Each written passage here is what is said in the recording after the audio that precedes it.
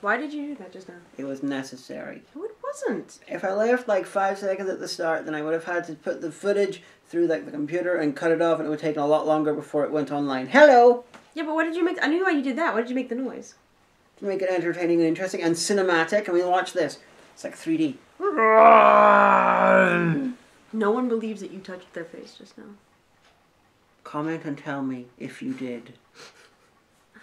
Know who you are. We're vlogging. I'm tired. Yeah. This is another patron request. After this, I believe we have one more patron request, which is for a film you love and I don't like. Oh, The Boondock Saints. But this one was a request for, well, as you can tell because you clicked on it, or this somehow appeared in your thing without you clicking, Sleepaway Camp, which I just happen to have a copy of because I need. You have a copy of everything in the world. I didn't have a copy of Boondock Saints. Yeah, I just have to order a copy of that. I have it. I have the Region 1 version, but it's at home because I forgot to bring it. It's not bad. So, Sleepaway Camp, I have the Sleepaway Camp trilogy, although there's technically a fourth Sleepaway Camp film, and depending, the really weird thing about the Sleepaway Camp films are 1, 2, and 3 are their own canon, 1 and 4 are a different canon. Because 4 ignores 2 and 3. Okay. And 2 and 3 recast the main character. Oh. To be played by someone related to Bruce Springsteen. Okay. Fair play. So. And I had heard of this movie. I think it was one of the ones that, see, at Family Video, where I grew up, the till was right here. You grew up in a video shop? Yes. And where you would queue was like faced the horror section. So I would always see like the covers of like, you know, all the slasher movies and stuff because it was the, you know, the 80s. In that same sort of period, whenever I was in a video shop, I would always look around, and the one I liked looking for was Phantasm 2, because it had the cover with a woman looking through her hands, and you could see through her hands. Oh. There was one that was like a woman like who was falling into a thing of acid, but she was like under the acid line, she was a skeleton. Don't know that one. Mm. Remember, that's where I saw the one for not Xenomorph. Xenocrisis. Something, the guy with the... I have it now because you got me a collection that has it on it, where it's like the spaceman and it's just a skull in the spacesuit. Oh, it was directed by Brian Trenchard Smith. No, by the guy who did Siege and Lex, Paul Donovan. DEFCON 4. Yeah, that's it. I am good. But yeah, so I was like, oh, Sleepaway Camp. I know that's a horror movie. I've heard of it. Yep. I knew nothing else about it. And I was just like, oh, and I spent a lot of the time managing my pretend township on my app, on my phone. This is kind of boring. Sleepaway Camp. Now, I'm not going to reveal the twist until later on, just in case you haven't seen it, because I'm not going to say what a twist. It is notable only because of the twist. Absolutely everything else about it is generic or not good early 80s, you know, first wave of slasher movies in the wake of Friday the 13th. People wore very short shorts in this movie. That's just early 80s. There was a lot of, like, guys wearing short shorts with, like, midriff shirts, and I was like, wow, that's so gay. They would be so angry if they knew how gay that was. I really would. But yeah, so Sleepaway Camp is about this girl and her cousin who go to Sleepaway Camp. And then we had a lot of discussions about when I went to summer camp. So I was not allowed to go to Sleepaway Camp, but I had to go to day camp, and that was even worse. Surprisingly, the time that I got bit by a snake was not at camp. We don't have these things over here. No, you just have, because you don't have a summer, you just have rain and misery. Yeah, so I only come across such things in films.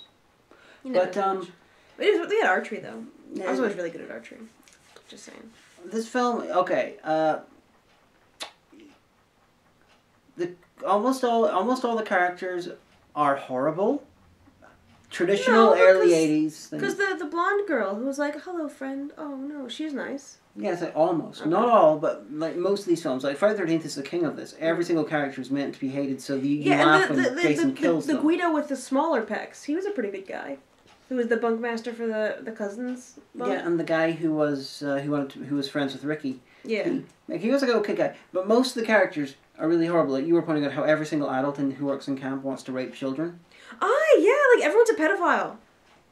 And like, you know, I went to summer camp and I do not recall any pedophiles. Just saying.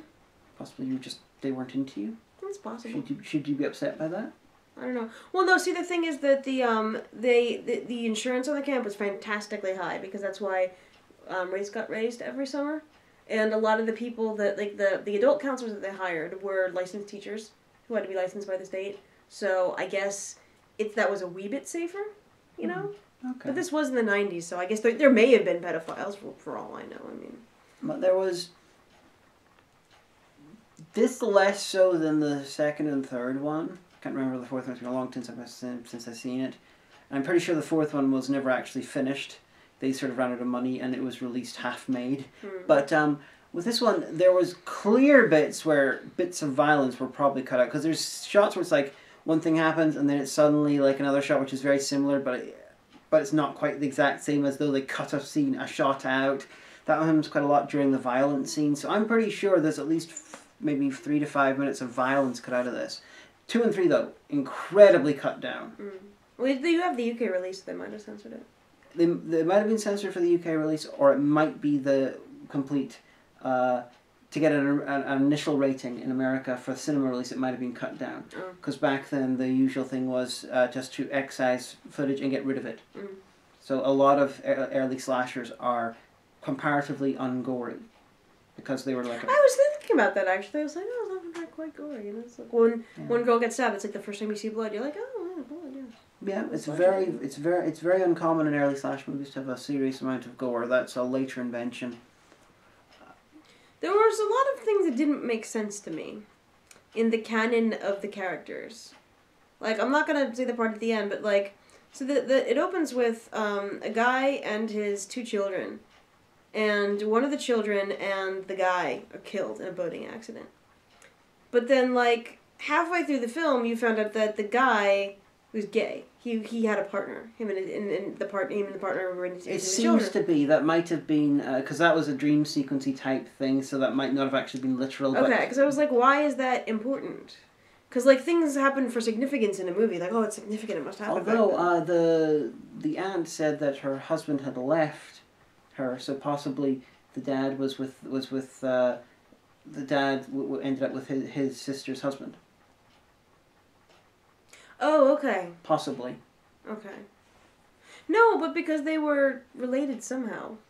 Yeah, I thought it possibly related through her rather than those two guys might not have been related. Oh yeah, because because it wasn't the guy and the guy at the beginning were not the same people, because, you know, when one of the kids asked, "Oh, where's my cousin?" Like, "Oh, well, he had to go see his dad today." So him and the dad were not there. Okay. Yeah, but whatever. But like, it was just all right, and it was just like some characters seemed like they were in a different movie.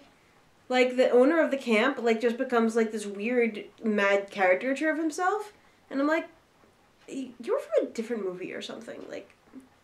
And there's no way to ignore this at this point in time with this film.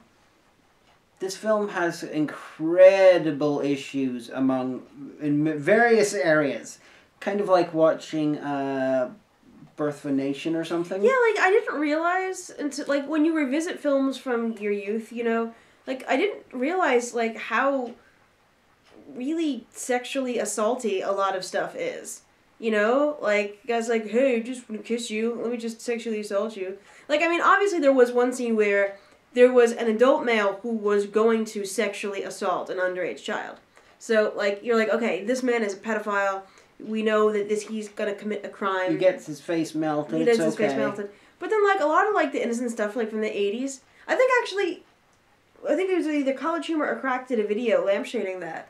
About, oh, let's do a prank, and like the 2 of the guys are like, okay, we're gonna do this, this, and this. Like, guys like, wow, that's like several counts of sexual assault. And it's like, no, it happened in this 80s movie. And literally, like, every single 80s prank from an 80s movie that they could think of was really, like, a crime, or it was some kind of sexual assault. Well, that lasted into the 90s, like the thing in American Pie.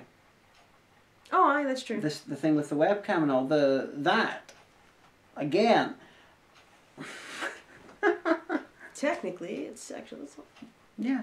But I wasn't really thinking about the sexual assault, that sort of thing. I was thinking more about the homophobia and... yeah, like, I'm not really sure why that scene was included. Like, what did that tell us?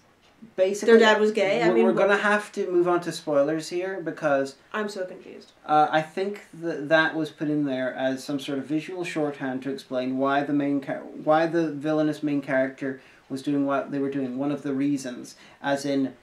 exposure to homosexuality either makes you evil as part of it. But I thought that it was... Or this was inside their mind. This was them having a dream. So it's like this is a symbol of their fucked upness that they're dreaming homosexuality. Either way, it's gay. It's homophobic as fuck. Okay.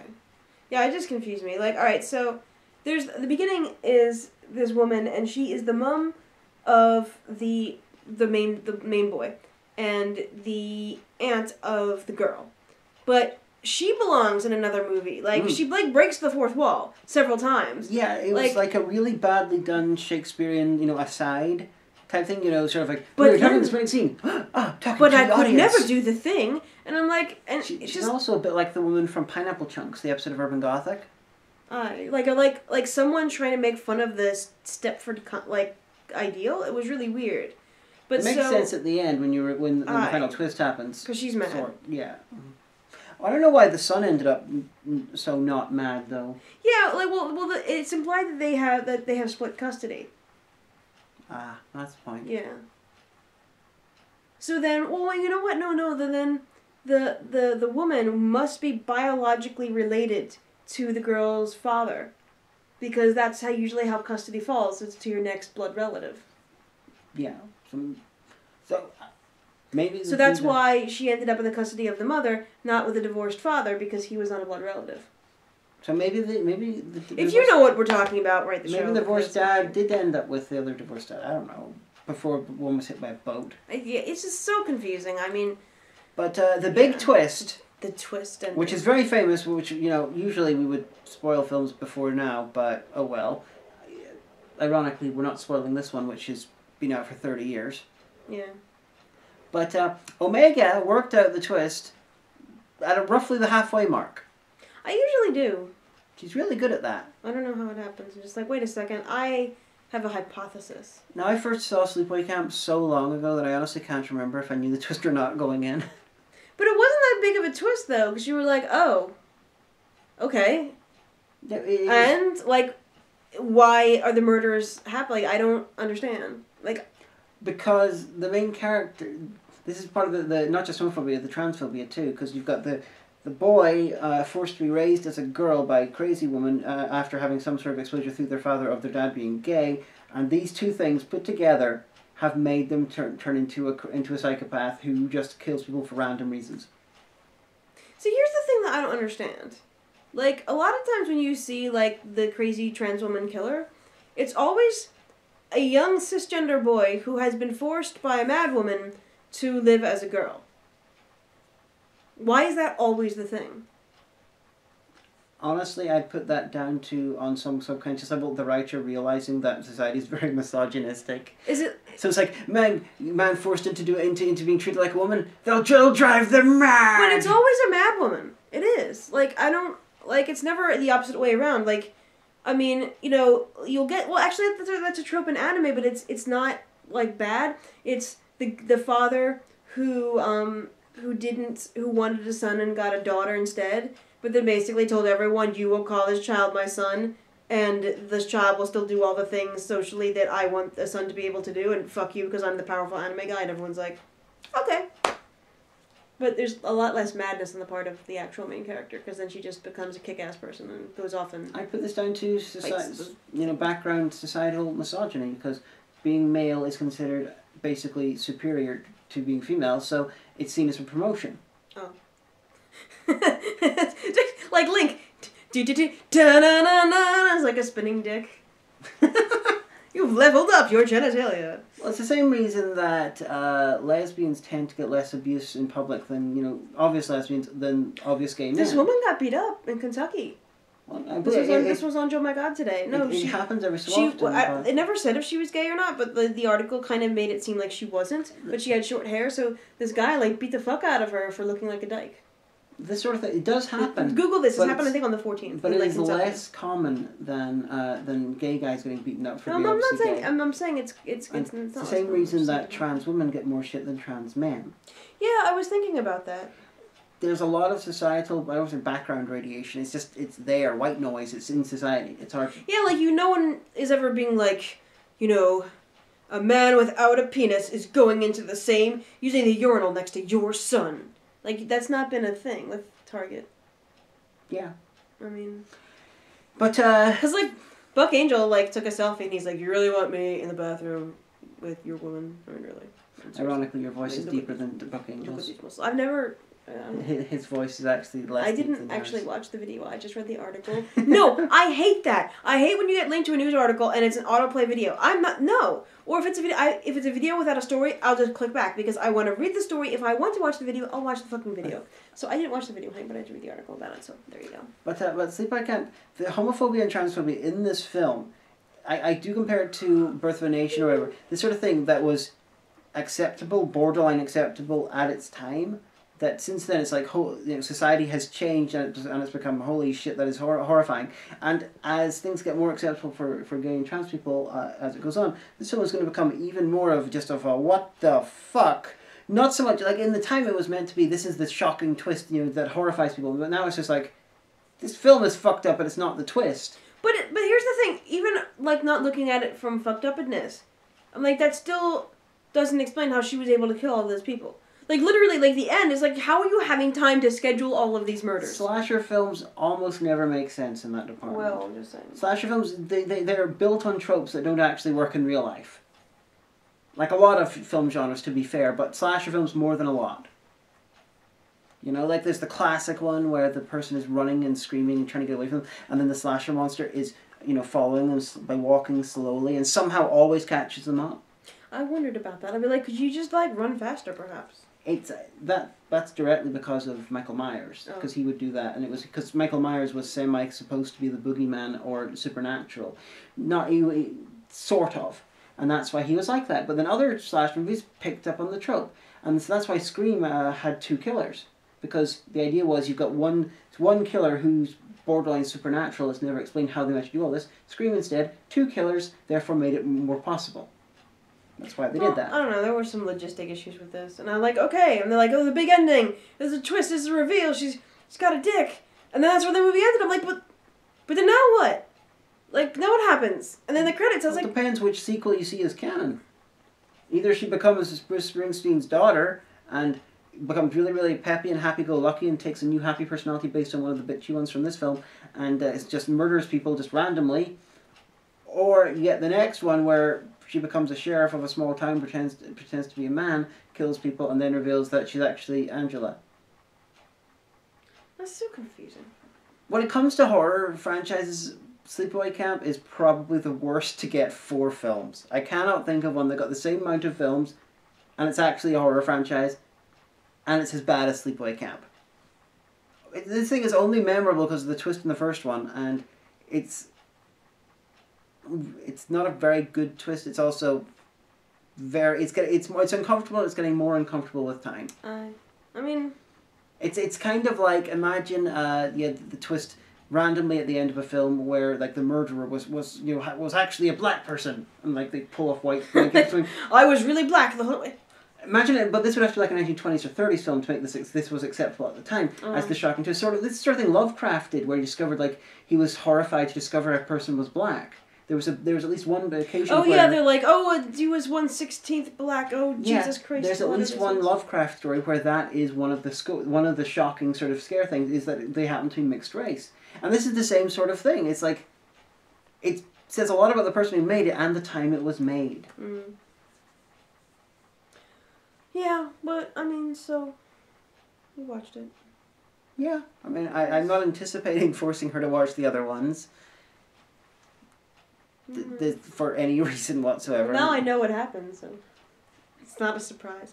But yeah, I mean, it was like. But the thing is that like, most of the scenes were pretty boring. Yeah. Like when people weren't being killed, it was it dragged. And the credits were like dun dun dun dun dun dun dun dun. Well, they were panning around this camp, and I'm like, these are the most dramatic credits ever. Yeah, Sleepaway Camp has such dramatic credits that are completely undeserved. They had people were like, oh, laughter and things in the background. Dun dun dun dun dun dun dun dun. One never knows how you got the prologue, and then 8 years later you got the main part of the film. Yet they were clearly filmed at the same time and set in the same time. Yeah. Either the prologue is set in 1982 or 3, whenever the film was made, and then the other one's set in the early 90s, And yet it's still the 80s. No, the fashion. It must have been. That was the late 70s, yeah. Or that was the 70s, and the rest was set in the 80s. Either way, some time travel shit's going on, dude. It doesn't make any sense. Mm. But yeah, I was kind of just like, yeah.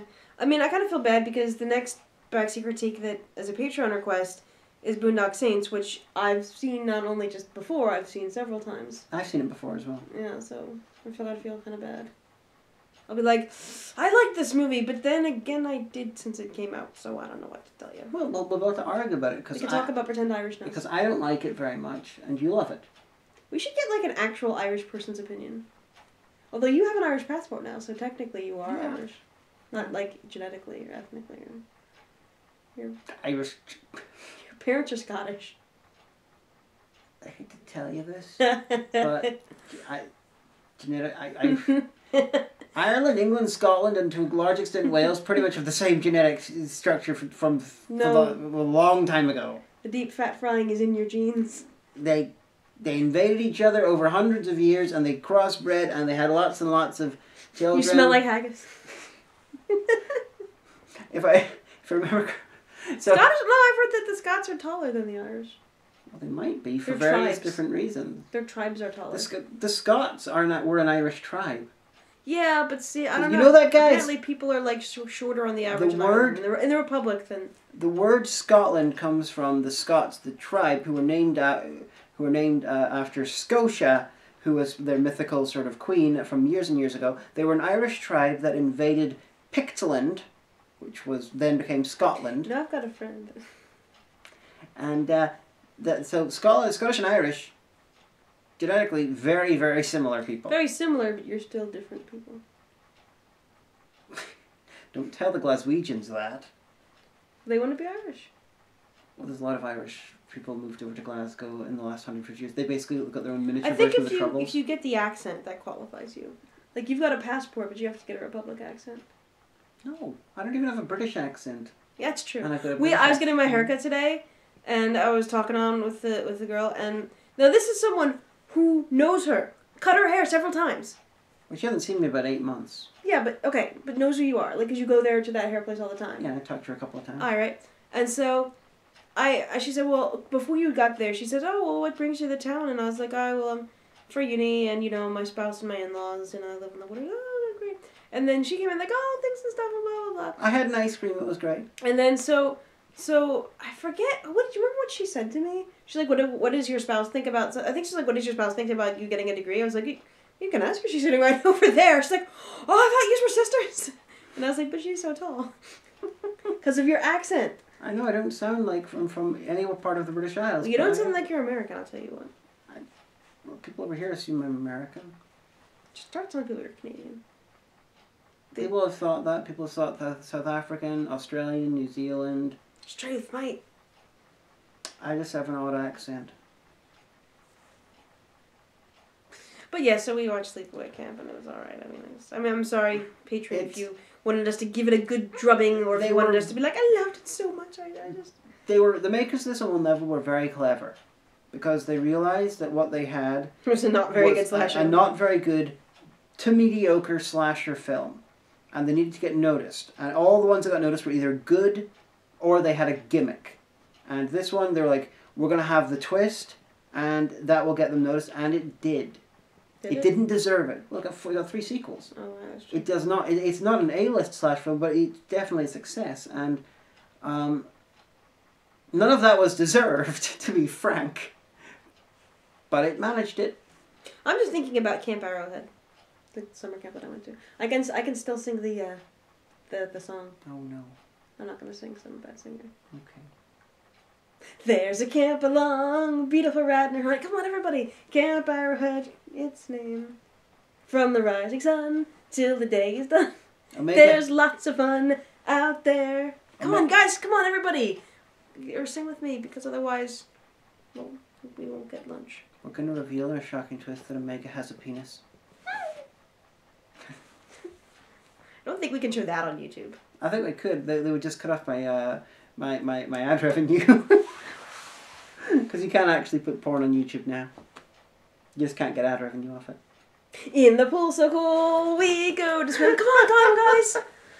But, okay, I hope you enjoyed this, patron, and to everyone else, I hope it's been all you dreamed of. were bemused by it.